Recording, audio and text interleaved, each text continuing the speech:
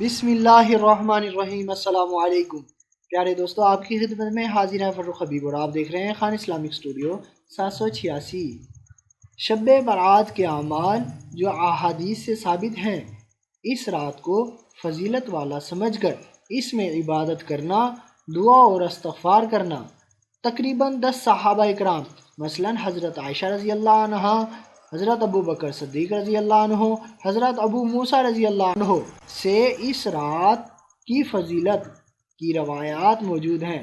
اگرچہ بعض روایات سند کے لحاظ سے کمزور ہیں، مگر فضائل میں بطور خاص مقبول ہیں۔ چنانچہ شعب الایمان، مسند احمد اور سنن ابن ماجہ وغیرہ کئی کتب احادیث میں اس رات کی فضیلت اور عبادت کی روایت موجود ہے۔ ایک تو اس رات عبادت کرنے کا کوئی خاص طریقہ نہیں ہے، ویسے ہی تلاوت، نوافل، استغفار اور دعاؤں کا اہتمام کریں۔ اگر آپ اس رات زیادہ عبادت نہیں کر سکتے تو کم از کم یہ کام ضرور کر لیں۔ اس میں بھی آپ اللہ کی بارگاہ میں شب برات میں عبادت کرنے والوں میں شامل ہوں گے۔ عشاء کی نماز باجماعت ادا کریں، فجر کی نماز باجماعت ادا کریں۔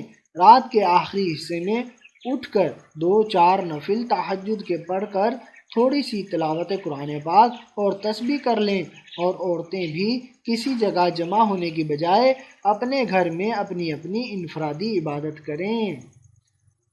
دوسری چیز جو ثابت ہے وہ یہ کہ آپ صلی اللہ علیہ وآلہ وسلم زندگی میں ایک مرتبہ شب برات کو قبرستان تشریف لے گئے تھے، لہٰذا آپ بھی ایک مرتبہ جا سکتے ہیں۔ سنن ابن ماجہ، حضرت عائشہ رضی اللہ عنہا سے روایت ہے کہ انہوں نے فرمایا کہ ایک رات میں نے رسول اللہ صلی اللہ علیہ وآلہ وسلم کو گھر میں نہ پایا۔ میں آپ صلی اللہ علیہ وآلہ وسلم کی تلاش میں نکلی تو دیکھا کہ آپ بقیع یعنی جنت البقیع قبرستان میں ہیں اور آپ نے آسمان کی طرف سر اٹھایا ہوا ہے۔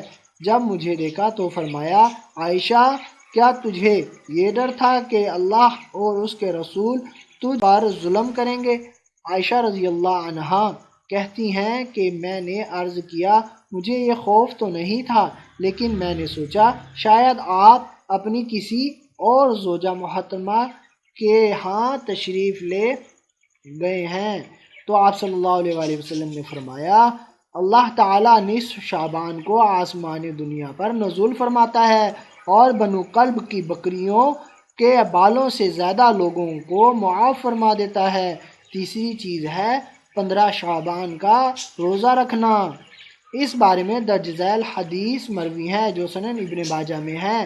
جہاں تک اس کی اسنادی حیثیت کا تعلق ہے تو اکثر محدثین نے اسے شدید ضعیف بلکہ موضوع تک کہا ہے، اس لیے ان کے نزدیک 15 شعبان کا روزہ سنت یا مستحب نہیں ہے، جبکہ کچھ علماء نے اس کو ضعیف کہا ہے، اس لیے وہ علماء اس روزے کے استحباب یعنی روزہ رکھنا پسند کرتے ہیں کے قائل ہیں۔ سنن ابن ماجہ حدیث نمبر 1388، حضرت علی رضی اللہ عنہ سے روایت ہے کہ رسول اللہ صلی اللہ علیہ وآلہ وسلم نے فرمایا، جب نصف شعبان کی رات آئے تو اس رات کو قیام کرو اور دن کو روزہ رکھو۔ اس رات اللہ تعالیٰ سورج کے غروب ہوتے ہی پہلے آسمان پر نزول فرما لیتا ہے اور صبح صادق کے طلوع ہونے تک کہتا رہتا ہے، کیا کوئی مجھ سے بخشش مانگنے والا ہے کہ میں اسے معاف کر دوں؟ کیا کوئی رزق طلب کرنے والا ہے کہ اسے رزق دوں؟ کیا کوئی کسی بیماری یا مصیبت میں مبتلا ہے کہ میں اسے عافیت عطا فرما دوں؟ اس رات میں لوگوں کی طرف سے پائی جانے والی بعض خرابیاں جن سے بچنا ضروری ہے۔ اس رات میں لوگ عموماً 3 قسم کی خرابیوں یا گناہوں میں مبتلا ہوتے ہیں۔ ان میں سے خود بھی بچنا چاہیے اور دوسروں کی بچنے کی ترغیب دینی چاہیے۔ نمبر 1، آتش بازی کرنا۔ نمبر 2، حلوہ پکانے کا اہتمام کرنا۔ اس رات بعض لوگ خصوصیت سے حلوہ پکاتے ہیں۔ واضح رہے کہ قرآن و حدیث میں اس رات کا کوئی تعلق نہیں حلوہ پکانے کے ساتھ، لہٰذا اس رات میں تو بالکل حلوہ نہ پکایا جائے۔ اس کے علاوہ جب چاہیں پکا سکتے ہیں۔ بعض لوگ کہتے ہیں کہ حضور اکرم صلی اللہ علیہ وآلہ وسلم کا دندان مبارک شہید ہوا تھا تو آپ صلی اللہ علیہ وآلہ وسلم نے حلوہ نوش فرمایا تھا۔ یہ بات بالکل جھوٹ اور غلط ہے۔ نمبر 3، بعض لوگ سمجھتے ہیں کہ شب برات میں فوت شدہ لوگوں کی روحیں گھروں میں واپس آتی ہیں۔ یہ بات بالکل غلط اور غیر اسلامی ہے اور سورۃ المومنون کی اس آیت کے بھی خلاف ہے، تاکہ میں اس میں جسے چھوڑ آیا ہوں نیک کام کیا کروں۔ ہرگز نہیں، یہ ایک ایسی بات ہے کہ وہ اسے زبان سے کہہ رہا ہے اور اس کے ساتھ عمل نہیں ہوگا، اور اس کے پیچھے برزخ ہے جہاں وہ اس دن تک کہ دوبارہ اٹھائے جائیں گے رہیں گے۔ خلاصہ تحریر، اس رات میں صرف 2 چیزیں ثابت ہیں۔ نمبر 1، رات کو انفرادی طور پر نفلی عبادت کرنا۔ نمبر 2، زندگی میں ایک دفعہ قبرستان جانا۔ اس رات میں غیر شرعی کاموں سے بچنا چاہیے، جیسے آتش بازی کرنا، شب برات کی نسبت سے حلوہ پکانا اور یہ سمجھنا کہ اس رات مردوں کی روحیں واپس آتی ہیں۔ شب برات کی اہمیت، یہ رات بخشش کی رات ہے، جیسا کہ حدیث میں آپ صلی اللہ علیہ وآلہ وسلم نے فرمایا، اللہ تعالیٰ نصف شعبان کو آسمان و دنیا پر نزول فرماتا ہے اور بنو کلب کی بکریوں کے بالوں سے زیادہ لوگوں کو معاف فرما دیتا ہے۔ لیکن چند ایسے سنگین گناہ ہیں کہ یہ اس سیلاب کے حاملین کی مغفرت نہیں ہوتی۔ درج ذیل میں ان گناہوں کو، جو کہ 8 ہیں، ذکر کیا گیا ہے۔ ایک تو مشرک، جو شرک کرنے والا ہے۔ نمبر 2، کینہ یعنی بغض رکھنے والا۔ نمبر 3، شلوار کو ٹخنوں سے نیچے تک پہننے والا۔ نمبر 4، والدین کا نافرمان۔ نمبر 5، قطع تعلق کرنے والا یعنی رشتہ داری توڑنے والا۔ اور نمبر 6، شرابی۔ نمبر 7، زانی۔ اور نمبر 8، قتل کرنے والا ہے۔ مشرک و مشاہین یعنی شرک کرنے والا اور دل میں بغض اور کینہ رکھنے والا۔